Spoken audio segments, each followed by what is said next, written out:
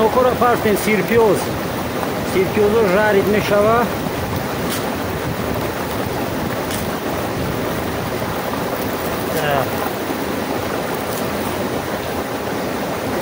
намак мекунем.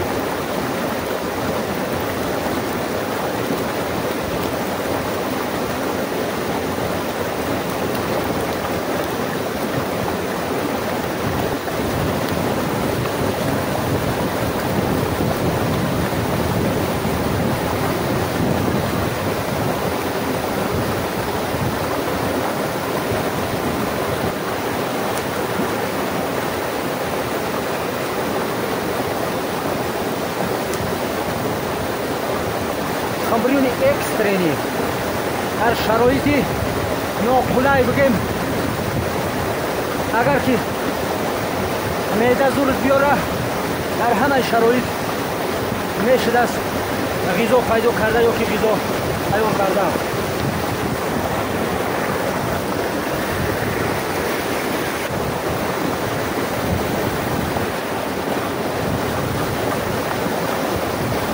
چنان یک مزه و یک بوی خوبی داره که بوی کباب در پیش شرشره طبیعی دره رزک مزه شنباز نیست کم طریقه کم میگیره و دیگه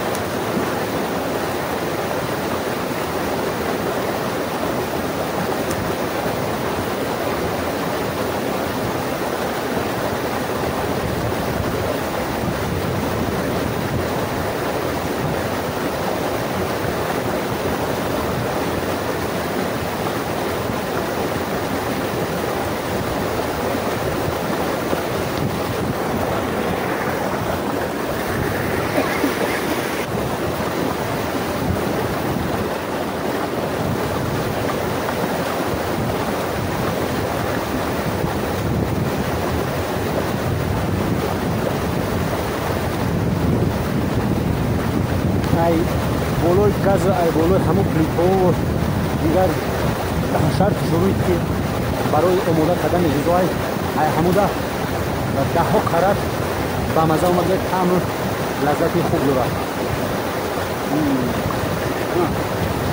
همین در بالای سنگ هم قدر سوختگی است، نه سوخته است، ژاری چی است، بنیان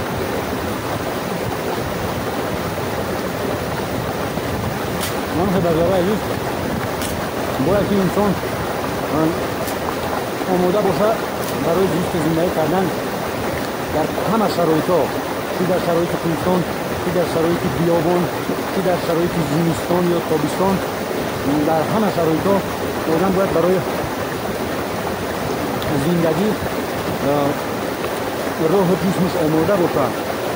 اگر که الان در همین کوهستانی که قرار دارم اگر گوگیرد نمیشد ما یکان چیز خورده نمیتونستم. علاقه حیات مدر آوردن یکان خطی برای تیار کردن غذا ما خواستم یک کارتونچه میده کرد جورمش بگیم حیات مدر اومده. خلاصه که شرایط در بالای سنگ تیار کردن غذا را هم یاد گرفتیم. در بالای سنگ هم غذا پخته میشده است.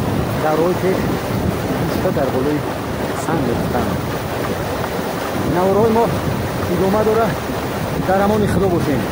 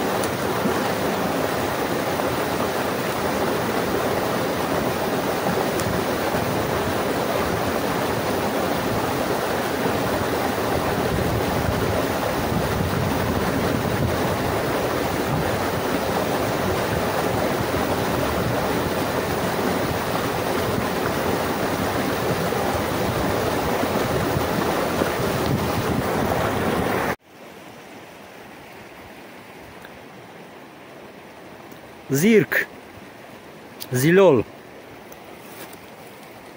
در یک نوار پیش همراه حمید درباره چگونه استفاده بردن در کدام دردها دوا بدن زیرک ما با شما دوستان عزیز معلومات دادگی بدیم. این زیرک الکی میوهش پخته است، رسیده است. زیرک استفاده میبرند هم میوهش همچو آبجوش کمپوت استفاده میبرن میخورن. فشار خون پست میکنه، یعنی که دوران بلند بگیم پست میکنه، در حالت مقرریش میگردونه، با حالت مقرری برش میگردونه. میوهش در آش پلو استفاده میبرن، آبجوش میکنن گفتیم کمپوت. باز خیلی هم خیلی میخریش.